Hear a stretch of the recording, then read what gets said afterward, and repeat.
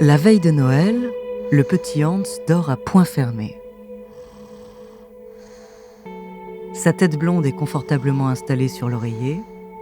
Les draps recouvrent en partie son visage.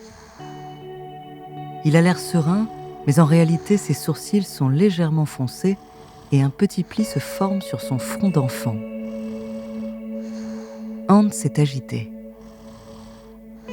Dans son sommeil, il repense involontairement à l'année qui vient de s'écouler et aux quelques rares moments où il a pu se montrer méchant avec ses camarades de classe.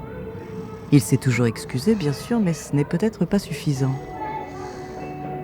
Le Père Noël n'offre des cadeaux qu'aux enfants sages, lui ont toujours répété ses parents. Et cette fois, le jeune garçon n'est pas tout à fait sûr d'en faire partie. L'idée de ne rien recevoir cette année-là le remplit de tristesse. Mais surtout, ce qui lui fait le plus peur, c'est de décevoir le Père Noël. Il a alors imaginé un brillant stratagème. S'il arrive à le surprendre cette nuit, au moment où il sortira de la cheminée, il ne pourra pas lui refuser son cadeau. Ça ne ressemblerait pas au Père Noël de laisser un enfant pleurer. Mais il ignore encore avec quel personnage il va se retrouver nez à nez, non pas le gentil Père Noël, mais son terrible acolyte.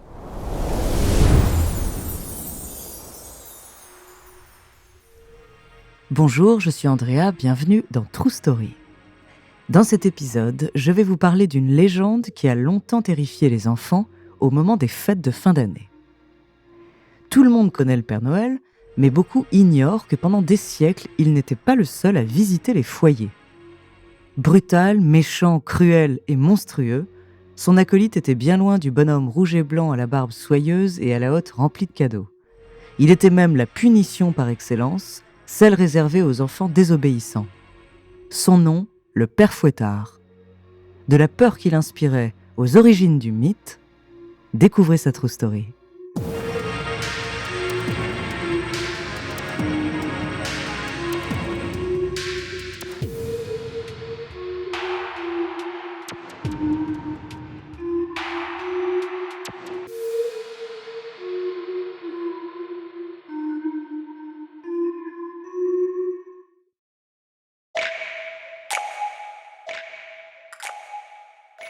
À minuit pile, il se réveille et sort de son lit, doucement, sans faire de bruit. Ses parents dorment et il ne faut surtout pas les réveiller. Le parquet grince aussi. Enfiler des chaussons est la meilleure manière de ne pas trop attirer l'attention. C'est une opération très délicate qui exige la plus grande prudence. À petits pas feutrés, Hans se dirige vers le salon et braque immédiatement son regard sur la cheminée, attentif aux moindres signes. Pour l'instant, rien d'anormal. Quelques braises finissent de s'éteindre en crépitant. Hans s'installe dans un large fauteuil, juste à côté, et patiente pendant de longues minutes.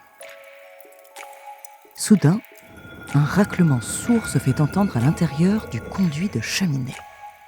C'est lui. Il arrive. Le jeune garçon frémit d'excitation.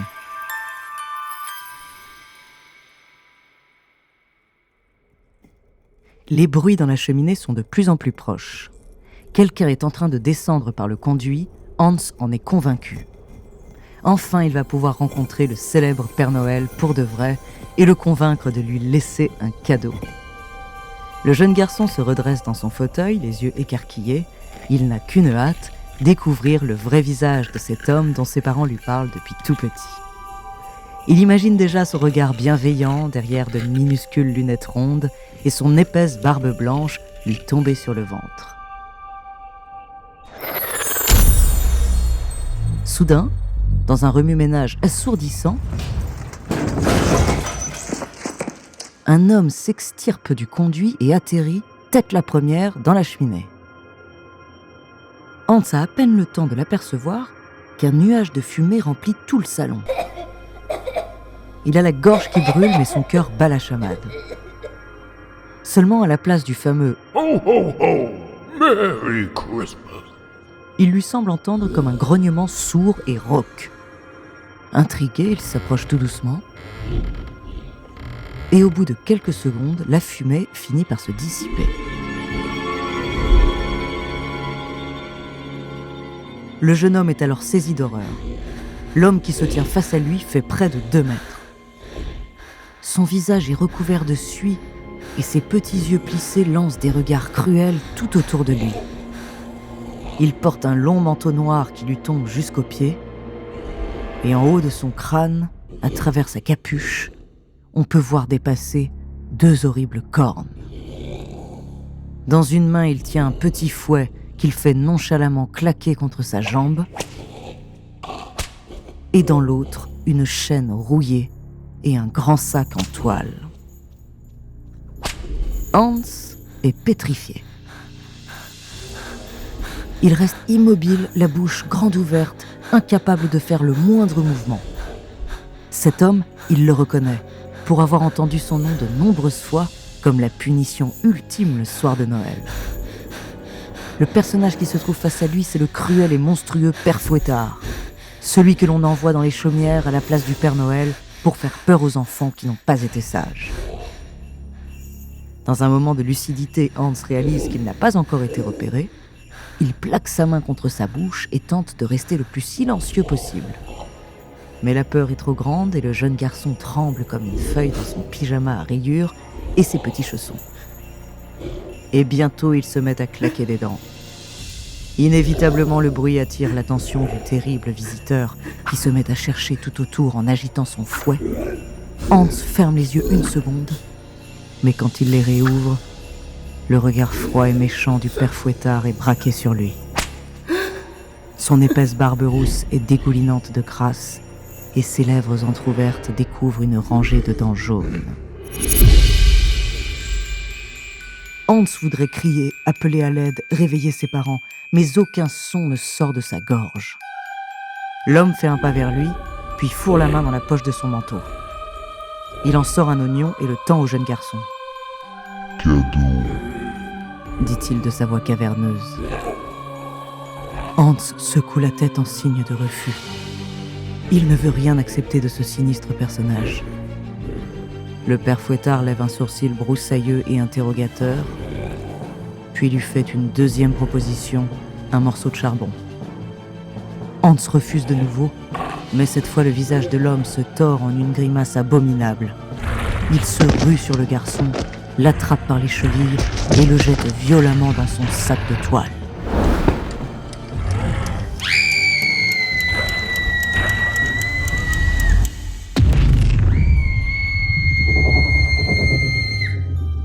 Ses parents accourent aussitôt dans sa chambre. Le garçon a le regard paniqué et ses draps sont trempés de sueur. Ce n'est qu'un cauchemar, rendors-toi. Demain, le Père Noël sera passé. Après quelques minutes de tendresse et de réconfort, Hans retrouve le sommeil.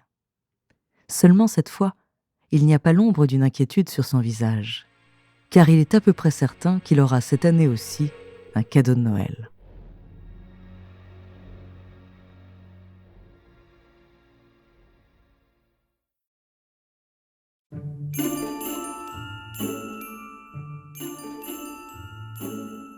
La légende du Père Fouettard est intimement liée à celle de Saint Nicolas, l'ancêtre du Père Noël, ou du moins celui qui a inspiré sa création. Depuis quelques années, elle a disparu de la majorité des foyers occidentaux, mais pendant tout le 19e et le début du 20e siècle, ce personnage imaginaire terrifiait les petits-enfants d'Europe du Nord et de l'Est. Le gentil Saint Nicolas était toujours accompagné de son terrible acolyte. Le premier avait pour mission de récompenser les enfants sages en leur offrant des cadeaux et des friandises. Le second, de punir les garnements en leur faisant peur avec son fouet et en les menaçant de les emporter dans son sac. Ils étaient les 2 faces de la même pièce, l'incarnation du bien et du mal. La légende de Saint Nicolas n'en est pas vraiment une. Le personnage tire ses origines de Saint Nicolas de Myre, un évêque ayant vécu entre le 3e et le 4e siècle après Jésus-Christ. En revanche, il est beaucoup plus difficile d'identifier d'où vient le Père Fouettard. Certains affirment qu'il est né en 1552 dans la ville de Metz, en Lorraine. Alors que l'armée de Charles Quint assiégeait la cité, les habitants auraient fabriqué un mannequin à l'effigie de l'empereur pour le tourner en ridicule. Ils auraient promené la caricature dans toutes les rues en guise de divertissement pour les adultes et de symbole d'épouvante pour les enfants. Mais les Alsaciens ont une autre version. Selon eux, le père Fouettard serait inspiré du maréchal Hans van Trotta, un individu cruel et malveillant qui vivait dans un château lugubre au début du XVIIIe siècle. Son passe-temps favori était de dépouiller les paysans de la région et les voyageurs qui passaient par là. Le père Fouettard suscite même la polémique quand des historiens suggèrent un lien avec les pages africains amenés en Europe durant la Renaissance. Au cours de certaines célébrations, le personnage est parfois représenté avec des cheveux crépus, des lèvres anormalement rouges et gonflées et le visage noir. L'attribut du fouet n'est pas non plus tout à fait anodin. Malgré sa potentielle parenté coloniale et esclavagiste, cette tradition continue d'être fêtée dans de nombreuses régions d'Europe. Encore aujourd'hui, les petits-enfants n'ont pas fini de rêver du Père Noël et de faire des cauchemars du terrible et menaçant Père Fouettard.